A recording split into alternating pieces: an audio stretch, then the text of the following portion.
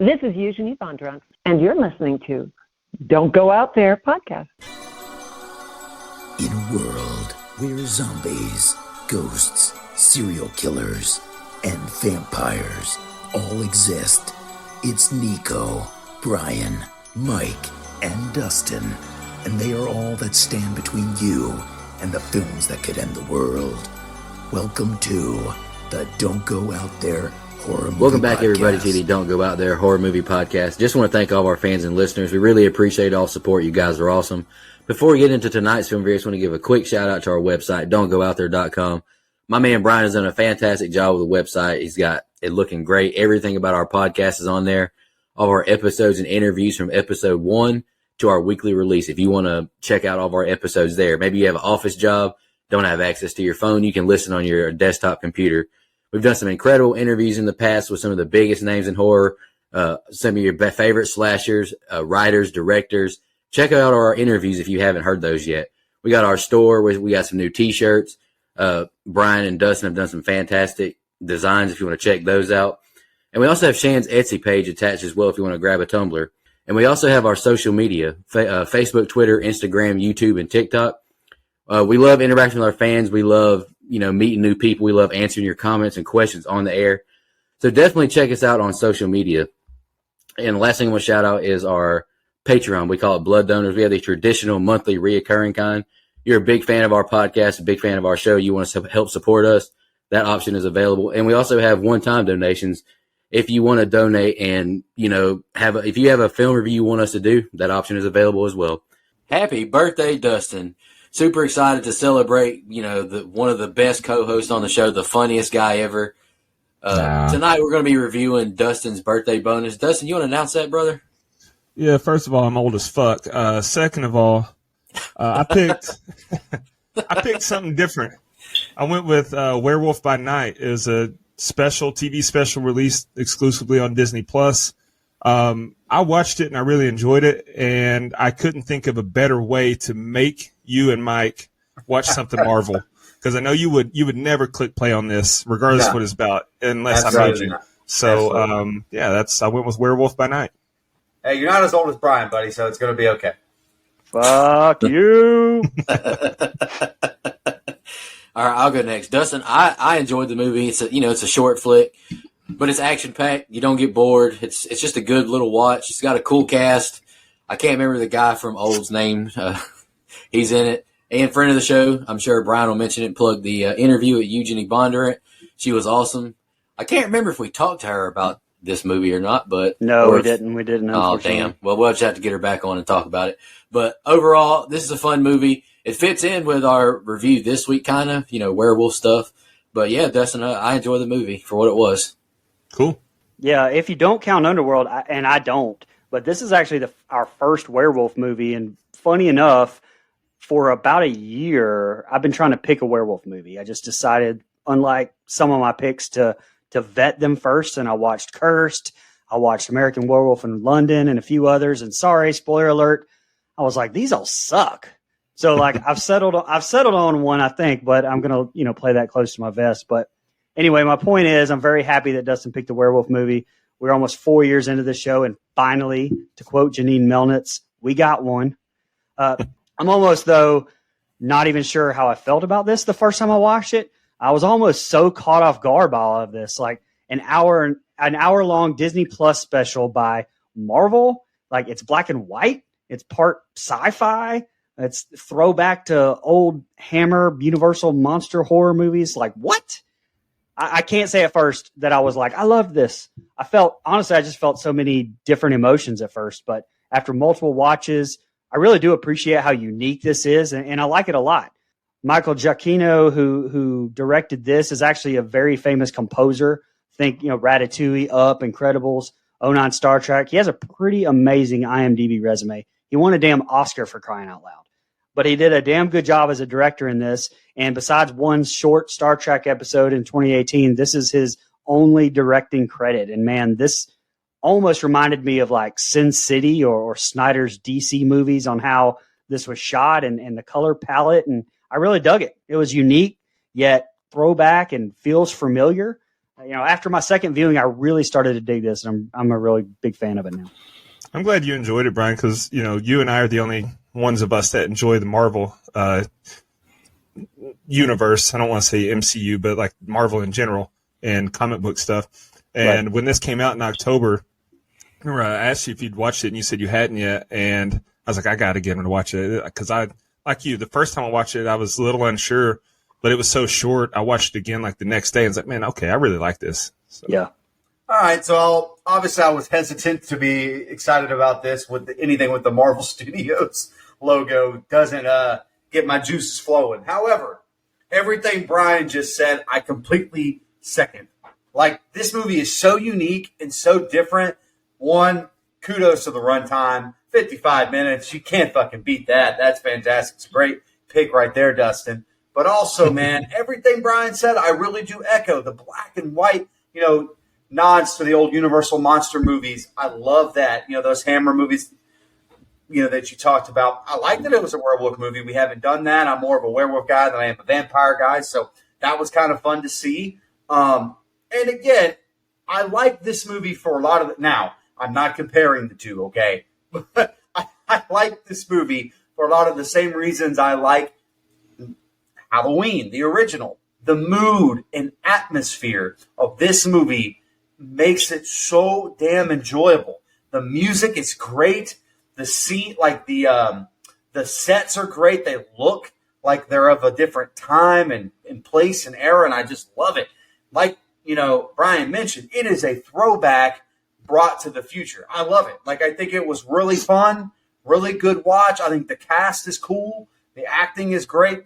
And honestly, some of the effects not being perfect added something to it for me. Like, I thought there was a few things I was like, but because of it, I enjoyed it more for some reason. So I am glad, can't believe I'm saying this, but I am glad you made me watch this little small ass version of a Marvel movie. Now, never picking on a superhero film, except for all the Blade movies you guys make me watch. But I'm glad you did, buddy. I enjoyed it. I can fully say that you're going to get a high score from a Marvel product out of me, buddy.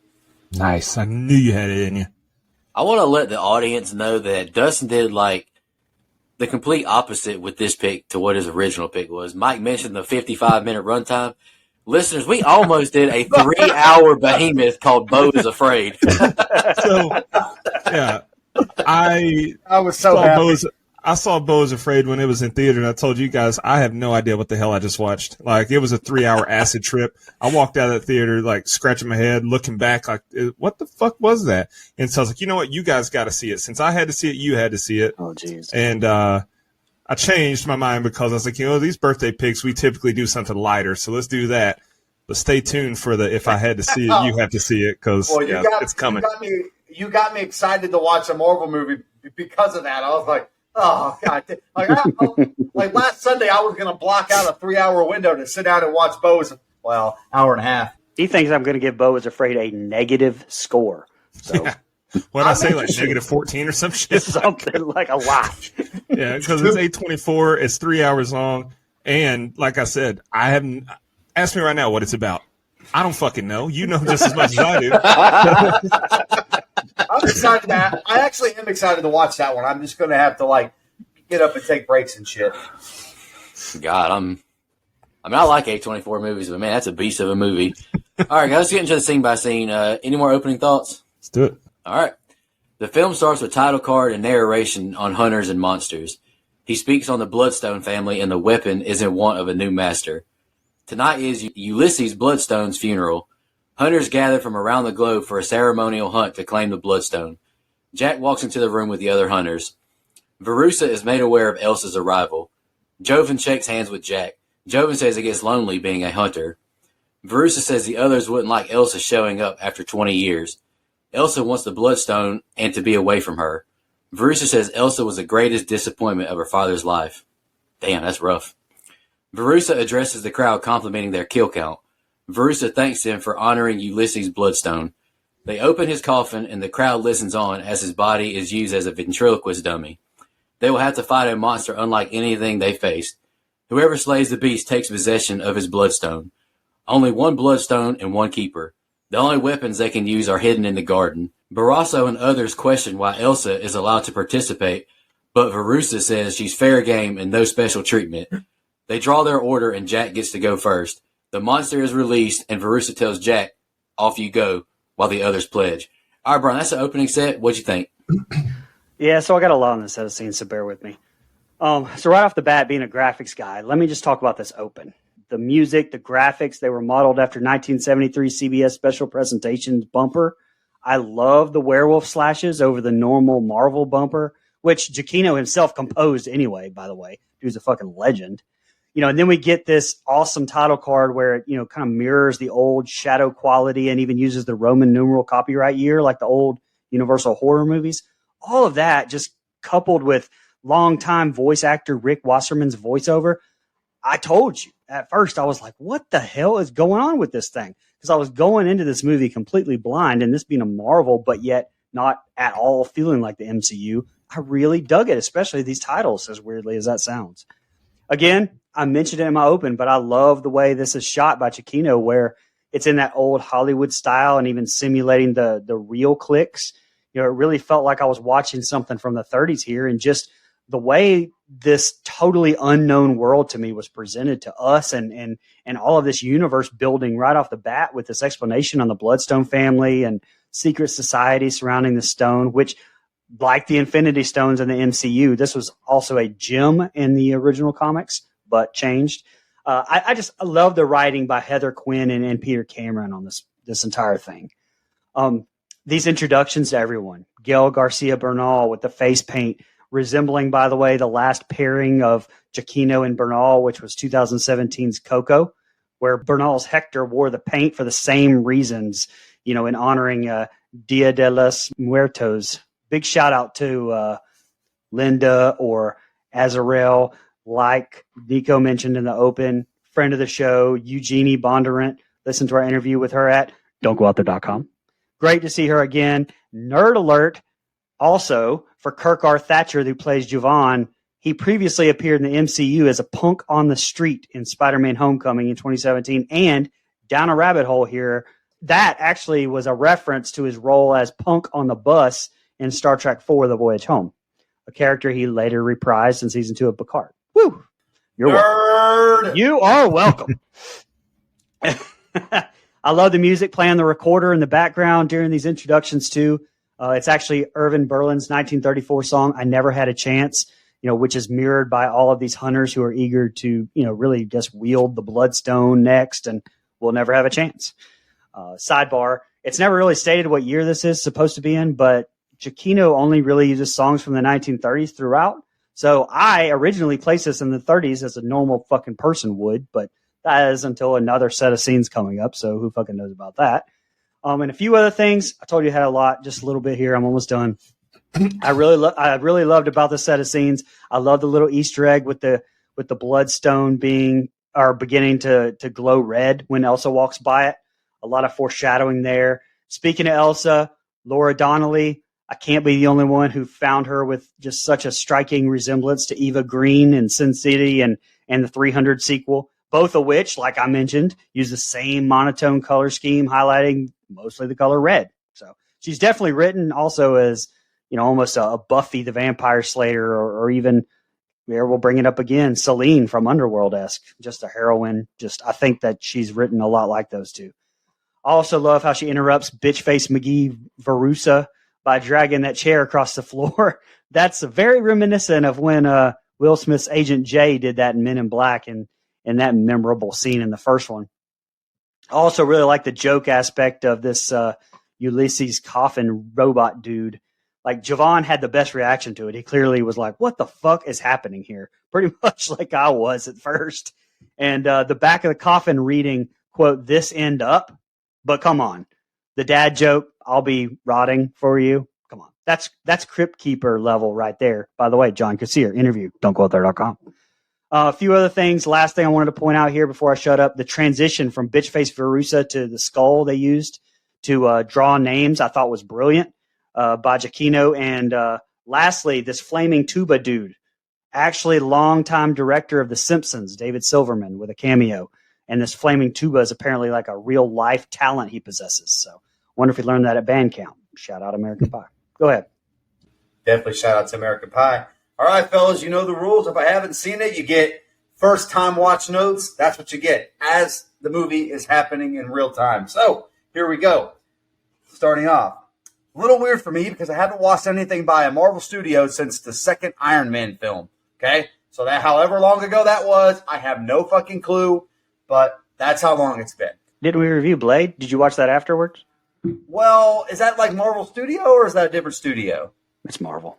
I know it's a Marvel comic, but it's not MCU, but I mean, it's Marvel. Okay. Well, what I'm saying is, did it come from Marvel Studios? Because if it did, okay, then I was wrong. Yes, and Fox. I'm going to go since the second Iron Man. Sounds better. You made me watch Blade. I didn't willingly do it. Anyway. So, yeah, look, I love this black and white old school intro. You mentioned the Hammer films, those old Universal movies. I love the aesthetic of that, the way it looks. I love that the whole thing is shot in black and white minus like 2.5 minutes. Like, I really do love that look for certain movies. And it just added so much to this movie, in my opinion. You know, sometimes I know when we had, you know, Black and White Month on here, basically, I thought Nico was going to, you know, bury his head in the sand and hope it passed by without actually having to watch these movies. But this is a little different.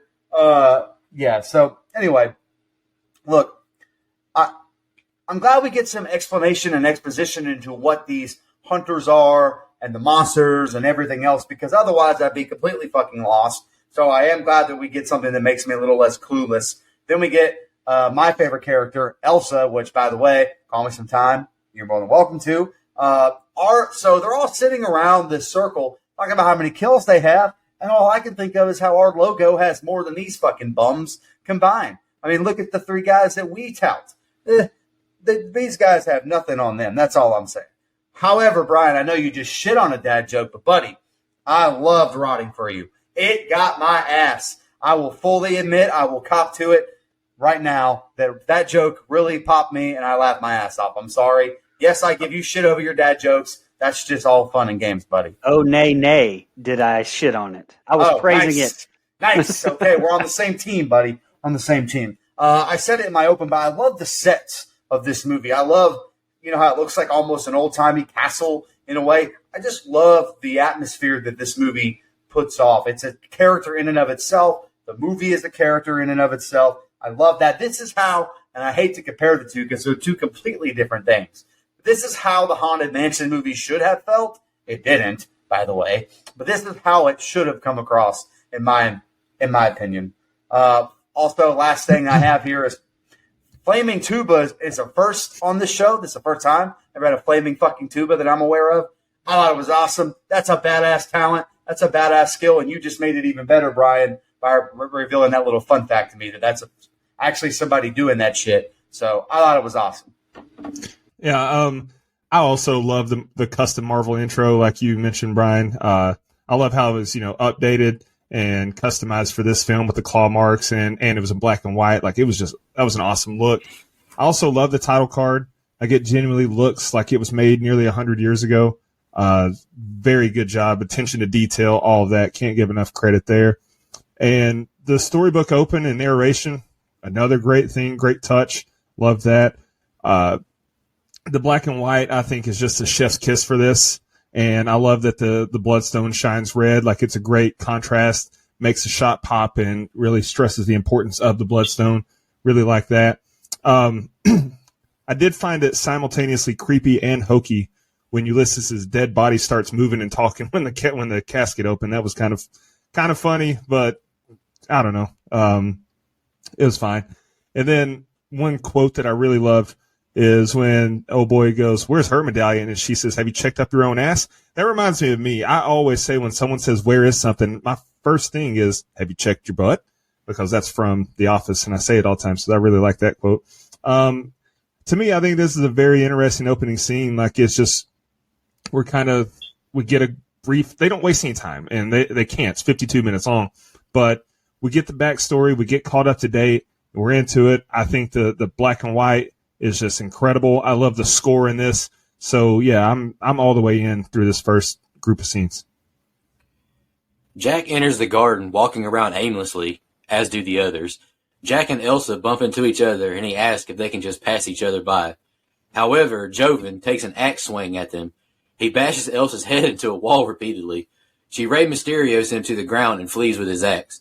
Elsa sees giant footprints and hears a creak from the door. An arrow is shot at her, but she shuts Leorn's, I think that's how you say his name, arm in the door, cutting it off with the axe. They fight until he cuts her leg with it. She shoots an arrow into his jaw. Joven approaches, and she hides herself in Leorn until he dies. A monster's hand grabs Jack from the bushes, but he's not afraid. He asks the monster if he's okay and says, "You can't count on him to save him." Azrael hears him and chases after him. Jack goes to a door where Elsa is. They're locked in now. Jack helps her with the tourniquet as Elsa says she doesn't buy him being a hunter.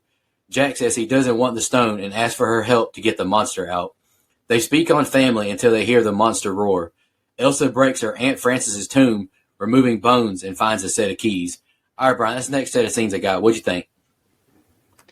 First off, just beautiful shot to open this up by Giacchino. There's at least a 40-second one shot of Jack walking around the maze, really kind of building that tension until the cutaway to the Wish.com Blade ripoff Bounty Hunter, which, by the way, they actually discussed bringing in Blade and ultimately decided not to. I'm kind of glad they went that route. I mean, that would have changed my perception of this movie, and that perception is kind of what sucked me into it to begin with, taking me out of my comfort zone with what to expect. I mean, and we get our first fight scene and kill here. Come on. Javon throwing Elsa's face into that rock, that would have fucked her up. I mean, I wanted to see a little bit more realism there. But the fight choreography was great between Elsa and Javon, and also the follow-up with Nico's ancestor, Simon. And if you'll notice, we also get another That's racist, psycho. bruh. If you'll notice, we also get another psycho nod in their fight with the use of the violin strings in the score. Probably my least favorite kill, though, with him just kind of dying in the grass, although the battle was pretty cool. I don't know. I did find the lack of blood odd, though, when she cut his hand off. With it being used elsewhere, I just kind of found it odd in this place anyway. And also her getting cut in the leg by that axe and not really favoring it noticeably the rest of the movie. So come on, guys. Which kind of brings me to my least favorite part of the movie, and it's not the movie's fault. It's the comic accurate. But the design on this monster, which, if you don't know, is Man-Thing, not to be confused with DC's Swamp Thing, despite their similarities. My guy looks like, and always has looked like, Snuffleupagus from Sesame Street. And I'm sure Man-Thing was made first. Actually, it was made in 71, Sesame Street in 68. I looked it up. Snuffleupagus hit the street in 71 as well. Whatever. There's too much of a resemblance, and I watched Sesame Street first, so it's distracting. But anyway, with this basically being Marvel's version of DC's Justice League Dark run, apparently, according to Giacchino and writer Heather Quinn, it was Kevin Feige's decision to include Man-Thing in here. And I know people want to see comic accurate. I just personally can't get past that. That's all. Whatever. I just work here. Last thing, in the tomb, some of these coffins died in the 60s all the way up to the 1980s. So whenever the living fuck is this supposed to take place? No idea. Can't be the 30s like I originally thought. So it just makes it even more strange that it's got to be obviously present day, I guess. So I don't know. I guess with the inclusion of the Avengers at the start and the story time we got, it really gives me M. Night Shyamalan Village vibes with that. Why they couldn't just break the glass to get out of the locked door in that scene, I don't know, man. Go ahead. You're asking too many questions. This is a half sci-fi thriller. Come on, buddy. Come on. Supposed to suspend that disbelief. Look, I've said numerous times on this show how much old-time music on a record player creeps me the fuck out. It creates such an environment that I love. You know, I think of, you know, Tiny Tim and all that shit. Like that just creeps me out. And you get that here. And again, I love the music throughout this whole movie. I think it adds so much. And they pull it off very effectively. This giant ogre man, not to be confused with the monster that we get, just this giant guy that looks like a fucking ogre, beat the hell out of this woman. I will say, small nitpick, and it's something I only noticed on the second watch. Her weapon, while she's carrying it around, looks styrofoam to me, and it may not have been. It didn't look very realistic. I don't know the actual budget because I couldn't find it, but I don't know what the decision maker was. But if you look close enough, it just looks like something you got out of the toy section, I guess. That's the way I interpreted it. And it kind of slightly distracted me. It's a nitpick, but I can't help it. Look, solid fight scene here that ends with an arrow kill to the fucking neck. That is the best part of the fucking movie right there. It is awesome. I love it. Anyway, and we basically get to see it, which is more than I can say for some other movies we've done on this show. I can't blame Jack for wanting to help Elsa either. I would also lend a helping hand in any way she needed. Make sure her wound was okay. Bandage it up real quick. Oh, sorry, my bad. I'm getting off on a tangent Don't you here. have a wife?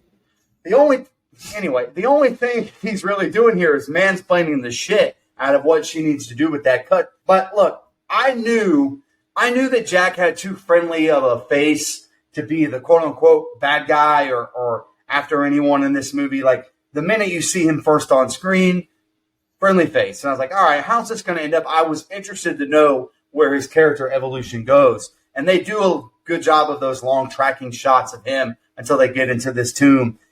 I like this back and forth with him and Elsa, this one. Now, there's one later that I think kind of drags the movie down a little bit. But this one I really like. You get to know the characters a little better. You get to see them interact, as their own characters, not just in this big group. And I like that. Last thing, I actually really like the story of how she gets into the tomb and gets the keys. I think it adds a little depth, adds a little lore, her family with her aunt and everything. I really like that. So I actually really enjoyed this set of scenes. Yeah. When they're all walking through the garden, I think that they do a good job of building the suspense there. Like, it's very quiet and eerie. Like, I thought that was great atmospheric capturing there. And then you guys touched on it. My man's got to relax smashing Elsa's head into the wall like that. Next time, I'm not going to let it slide. But he whooped her ass pretty good right there. And our first real violence is awesome. Like, she cut dude's hands smooth off. And even though it was in black and white, like, you could see the blood splatter and spray. I thought that was awesome. Very well done. And then she shot the guy with his own hand. That was incredible. I loved it.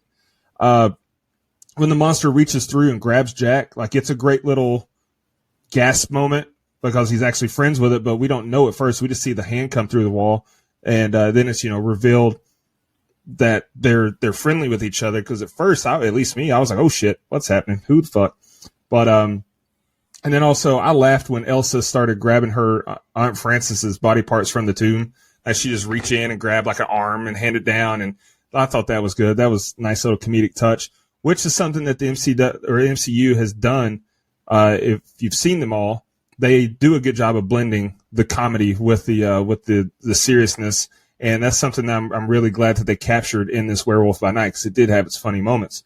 But overall, yeah, you guys said it. This is another really good set of scenes. I was kind of blown away with how good the special effects looked in the black and white, which I know that was intentional because he said that he wanted to, the reasoning for the black and white was, of course, the main purpose was to obscure the blood and gore to avoid a TV MA rating. And how do you say his name, Brian? Giacchino, okay. Yeah, so Giacchino wanted to avoid that TV MA rating. And he was actually shocked when it came back, and it was under. He was expecting it anyway, but it came back at TV 14. But regardless, I think he did a good job. They did a good job on that, and I was thoroughly entertained again. They make it out and form a plan to help each other. Jack says to treat the monster, Ted, like an old friend. He accidentally turns the bomb on and takes off running. The monster appears, killing Joven with a head squeeze. Elsa calls it Ted and says, "Your friend is waiting for you." Jack makes it to the crack and throws the bomb at it. Elsa takes a stone off the monster as it escapes. Jack goes to pick it up, but it blasts him away. Verussa calls Jack a monster masquerading as one of their own. Elsa is shocked and knocked out.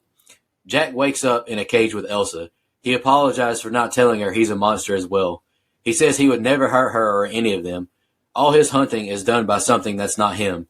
He begins to caress and sniff her, saying he needs to remember her. He begs to be killed as he is, or there will be no mercy. Verussa uses the Bloodstone and chants so Jack can reveal what kind of monster he is. The Bloodstone blasts energy at Jack, and he transforms into a werewolf. Elsa watches on in fear. Verussa is grabbed, and the guards begin to zap the wolf. We see Jack has escaped through the top of the cage. And the next set of scenes are the ending. Go ahead, Brian. So very cool visual at the start of this with Javon getting killed via acidic secretion, which apparently he uses when he senses fears in victims, is when I looked up. You can definitely see that rage dissipate in that beautiful shot of his eyes when Elsa calls him Ted early on here. I could have done without the comedic aspect, though, of placing the bomb in the crack. Not sure why Jack didn't just run up there and put the thing in the fucking crack to begin with. But again, I'm applying logic when really, none really exists here. But in a movie with Wizard of Oz references aplenty, we get Jack being thrown when he attempts to touch the stone. That's obviously an analogy to the ruby slippers in Oz when Wicked Witch of the West is burned when she's trying to touch them on Dorothy's feet. I also want to shout out another long take we get here towards the end of this set of scenes when the camera's focused solely on Elsa while Jack is changing, kind of via shadow in the background. Very 30s horror, very effective. I really loved it. All of that was done in camera as well, too, with no visual effects. So Giacchino had to time all of those shadow effects in between strobes on that light, and that impresses the hell out of me, which I really appreciate the lack of CGI in this, by the way. I appreciated the route they went with Jack as a werewolf, as a man in a suit. It really resembled Universal's Wolfman. And look, like I said, after my werewolf movie venture I went last year, like I talked about in my open, I think I dig this look more than the complete wolf transformation, like American Werewolf in London and whatnot. Look, Harriet Sansom Harris played Verussa, does a tremendous job acting here as well.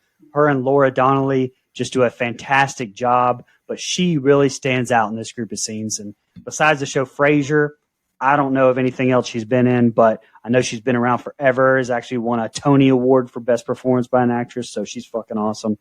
But the last thing I wanted to say, and Dustin will know what I'm talking about here, these guards here, I guess they're the Bloodstone guards, but I'm not real sure who they are. But they sure as hell do resemble the TVA from the Loki Marvel series. I mean, yeah. I'm not sure if they're supposed to, being Marvel, but they sure as hell do to me. Anyway, go ahead. I love that we get the reveal that this monster's name is Ted. I'm a big fan of animals or animal-like things in this sense, having human-ass names. Well, his real identity is Dr. Theodore Salas.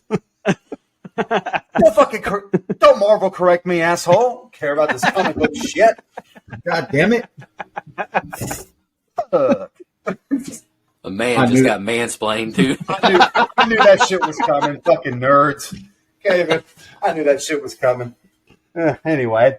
As I was saying, I love when animals and animal-like things have human-ass names. A monster named Ted, a dog named Bob, a cat named Samantha, whatever. Love that shit. I think it's hilarious. So that's funny to me. Look, I like this movie because I got lost in the story. I got lost in the sauce because I was like, well, this plan that Jack and Elsa have seems too good to be true. How does it go wrong? Well, of course, the name of the movie is Werewolf by Night, and I should have known that he was going to be a werewolf. But again, I got lost in the sauce. I'm like, where is this going? How are we getting to this whole thing erupting in their face? I should have known. That's okay. That's on me. But they do a good job of kind of making me invest and try to figure it out. Again, I like that it's revealed he's a werewolf. I know that's the name of the movie. But I like the reveal. I think it works. I like that we get house rules, which to me is just a beer pong reference. So shout out to that. That's fucking great. Never fails a good game of beer pong. I will say, this is the only scene where the movie loses me just a smidge. Not a lot, but where they're in the cage going back and forth. I'm not a big fan of that interaction. I think it takes a little too long. It slows the movie down a little bit. We talked about how fast-paced it is and how something's always happening. And I think they try to let it breathe a little too long here. And it really wasn't that long, but it felt that long. At least it did to me. I do like the scene where, again, you get the reveal that he's a werewolf. They bring the stone in. The red stone looks so good against this black and white scale that we see. I think it looks perfect. And I think the effects hold up. You mentioned the look of the werewolf. I'm a little on that. Like, I don't have a strong feeling either way. Kind of looks like Werewolf Man instead of, like you said, going full werewolf, like Werewolf in London. So I like the hybrid look, I guess. Like, I'm not really strong either way. It's fine. Honestly, I was hoping our girl Verussa got fucking killed That's what I was hoping for. I really thought that would get the justice, at least in this scene. I would have enjoyed that. Last thing, there's a shot here where the transformation is happening, and you get the strobe effect with the bars on the wall with Elsa. It's such a fucking cool shot, man. It is awesome. I love it. It's probably one of my favorite shots in this movie, just because they stay on it and it's slow, and they kind of zoom in on her just a little bit as it goes. Beautiful. Well done. Yeah. Ted's kill of the guy with the axe was awesome. Theodore, asshole. Dr. Salas's kill. Excuse me. Actually, that's Man-Thing, but his kill was awesome there. When Jack and Elsa were in the cage, my man started sniffing like his life depended on it. I mean, look, I get it, but that was wild to see. He was smelling her like crazy. Oh. And it was a very tense and well done scene when Verusa's chanting in Latin and Jack's turning. Mike, you said it. That strobe effect was awesome. The transformation was just incredible. Great special effects. The shots of Elsa being terrified while you can see Jack's shadow and the flashes on the wall behind her, just chef's kiss. Incredible. And yeah, I agree with what you said, Mike. It's like, didn't really have a lot of notes to take here because you kind of get lost and wrapped up in it. And that to me is a sign of good storytelling. So hats off. I mean, again, I can't stress enough. The movie is called Werewolf by Night, and I kind of forgot he's going to turn into a werewolf. Like, I was like, where is this going? Oh, yeah. Duh. Fuck, of course. All right, here's the ending. The werewolf now begins its attack on everyone in the room. He bites Barrasso's ear off. Elsa kills him with a sword slash to the throat. Verusa blasts the wolf with a stone as Azrael and Elsa fight. Elsa finishes her off with a throat slash and sword to the head. Elsa grabs Verusa from behind with his claw-like device. Elsa walks towards Jack, picking up the bloodstone. Jack pounces on Elsa but stops, and she caresses his face. He remembers her. Jack flees. Verusa is pissed she let him go. You will now die, she says, until Ted appears, grabbing her, burning her body, and tossing her into the wall. Elsa points in the direction Jack went. A servant makes himself available to Elsa, and she says to clean all this shit up as she sits in a chair and the film turns into color. Jack exits his teepee to join Ted. He hands Jack a hot beverage, and Jack asks if Elsa is okay. The two joke with each other, and Jack says, let's do sushi, to Ted's approval. Camera pans to the sky as the film ends. Brian, what'd you think about the ending? At the start of this, we get a really cool shot from Giacchino on the werewolf after he jumps off that mounted monster, which sounded dirtier than I meant it, but pause warning on myself. But he uses that classic dolly zoom shot for it, like we've seen a ton over the years. And I think I mentioned it in our Jaws review, don'tgouthere.com, but it fits this movie perfectly. They really kick up the gore here too in the finale. The werewolf biting Wish.com Blade's ear off, and Azrael's death with the throat slash and then the awesome sword to the head. That may be my favorite kill. Although Man-Thing killing Verusa was pretty fucking awesome too. And that other long take where we're in the hallway with the doors and the windows closing and Wolfie Baby is fucking up these guards. So damn awesome. That's very reminiscent of the hallway scene from the first Daredevil season, which is absolutely phenomenal. Dustin, you still need to watch that. Surprisingly gory, yet also, if you're really paying attention the second or third time watching this, it's very obscured blood. I assume one of the reasons, like Dustin said, was to avoid that TVMA rating. I don't know, but it was done very well. Like, it didn't take me out of it. Now, I do think playing over the rainbow while showing things, transition to color, maybe a little too on the nose there. I don't know. It still worked, but I don't know. Laura Donnelly said in an interview that the whole thing has kind of went into a little deeper meaning, like Elsa has been in this black and white world where it's just good versus evil, but now she sees that it's not that simple and therefore is enlightened, hence, quote, more colorful. So that's it. Besides, I thought it was a nice touch that the end gave you that same cursive font as older movies, especially Wizard of Oz. But, all in all, fine ending. Probably could have just ended on the Elsa shot instead of the Jack and Swamp thing. I mean, Man Thing, Coffee thing. I don't know. Just my opinion. I'm just going to call him The Thing. Here we go. No, or Ted, like his fucking name. The Thing's someone else. He's in the Fantastic Four. Saying this, all right? Anyway. Hey, yo. That was crazy. That was out of pocket. My bad. All right, look. Again, not the scariest looking werewolf, but very on the nose for like this kind of film, a little bit in that comic realm, a little bit in that spooky realm. Like, I think it works pretty well. And again, I love these action shots. Like, when all the sparks are flying and I know it's in black and white, but there's still a good, like, effect with it. When you get a little bit of fire and Jack's kicking everyone's ass. Love that. I like that Verussa died, but I'll address her kill here in a little bit when we go over our kills. I just love the way these ending scenes look. I don't really know if a whole lot happens that was like worth taking those notes on, but I just got caught up in the story and lost in watching the action take place.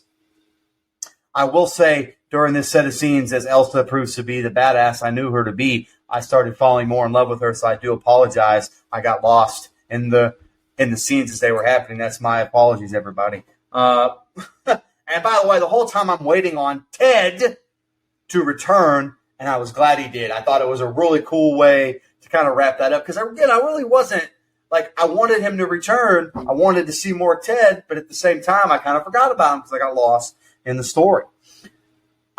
Brian, you mentioned Somewhere Over the Rainbow. It is very on the nose.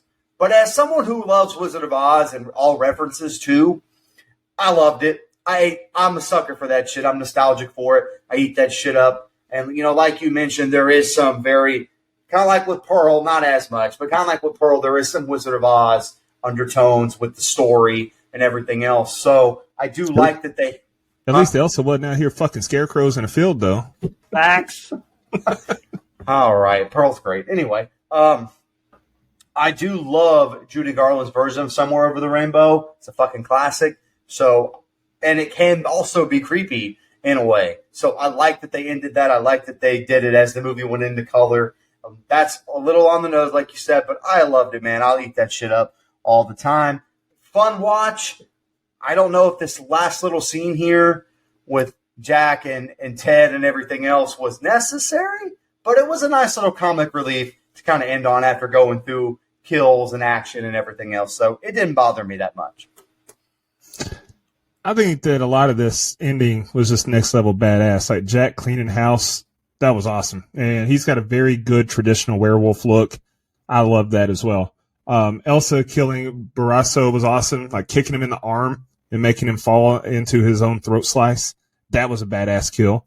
And then when Jack is in the corridor there killing the guards, I love how blood covers the camera. Like that's a great touch there to make us feel like we're actually in the room with them. Like there's blood flying everywhere and it's actually on the camera. Fantastic.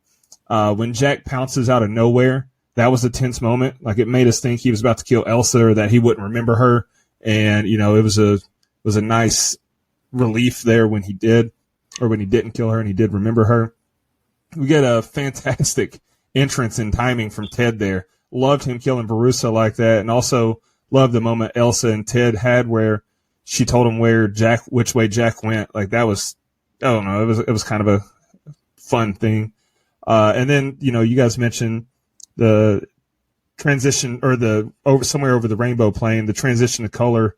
I think that was a perfect pairing. Like that's how it happened in Wizard of Oz. When it changes the color, that's the song they're playing. And I know that because I have seen that movie now. I watched it for the first time like a year and a half ago. So there's that. That movie's about cocaine. You can't tell me that the Wizard of Oz is not about drugs though. Like she's passing out in the field, then it starts snowing and she has all this fucking energy, wants to run across the mountains.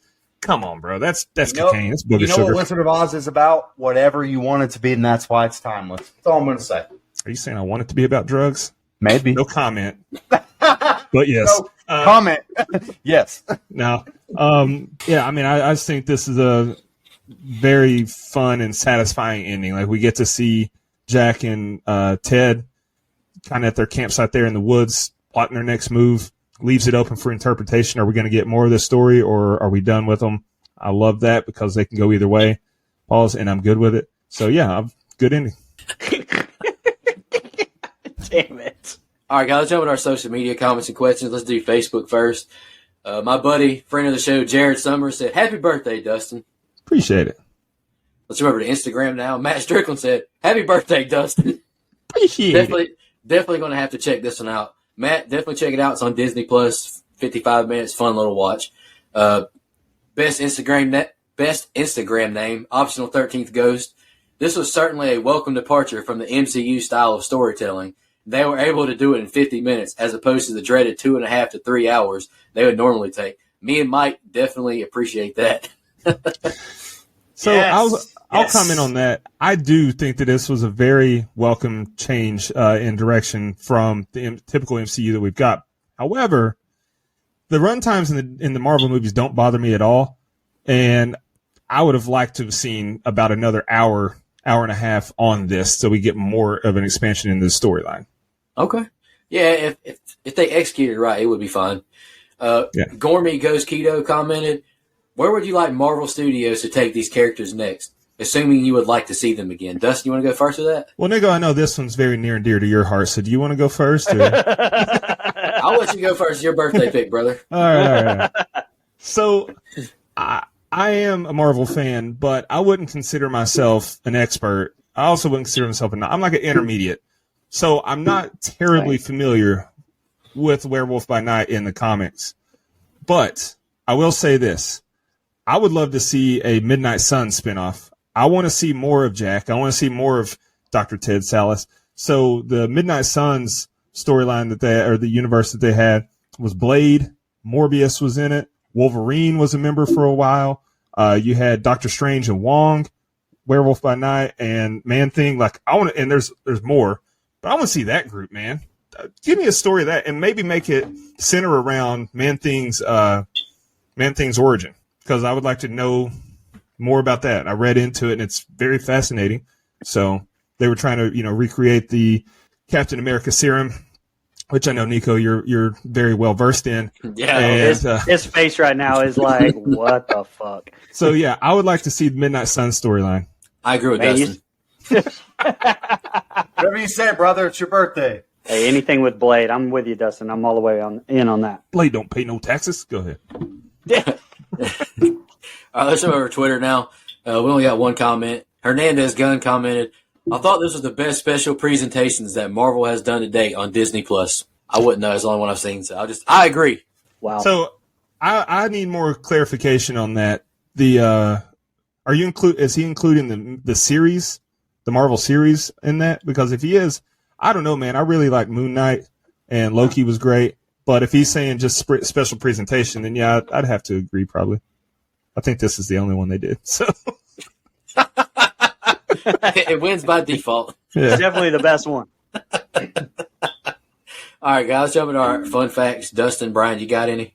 I just got one. I think we said the rest, but at around 60 minutes and then again around the 31-minute mark, the cigarette burn effect appears in the top right corner of the screen. This used to appear in the old films, indicating a change between reels on film projectors, but this one was actually filmed all digitally with just a filter applied. So attention to detail, man. Incredible. Love it. I already said all mine, but I did want to shout out, just because I usually use, different resources, but mostly IMDb. But I did a lot more research on this one, and I also wanted to shout out Rockstars on YouTube. Some of the facts I got from him as well. All right. So I had a really hard time finding a budget, so I didn't find one. I don't know if Disney just keeps that tight-lipped.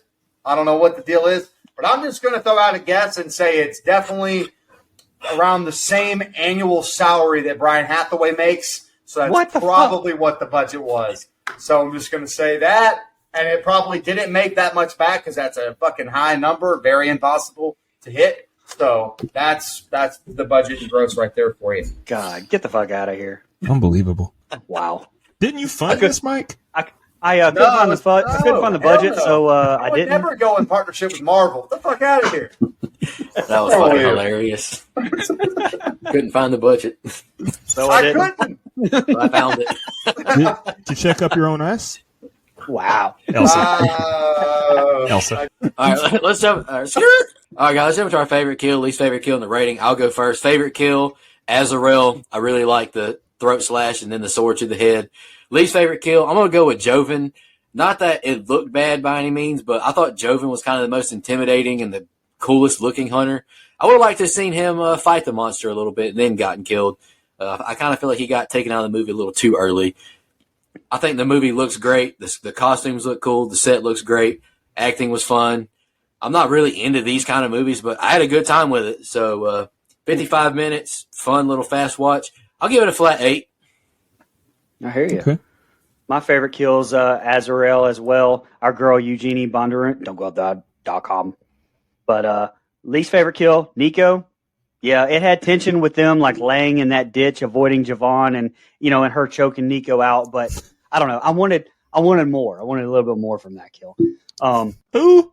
That's racist, bro. It's racist. It's not. It may be one of Nico's ancestors. We don't know. It's possible. It may be factual. Your assumption makes it racist. No, it doesn't.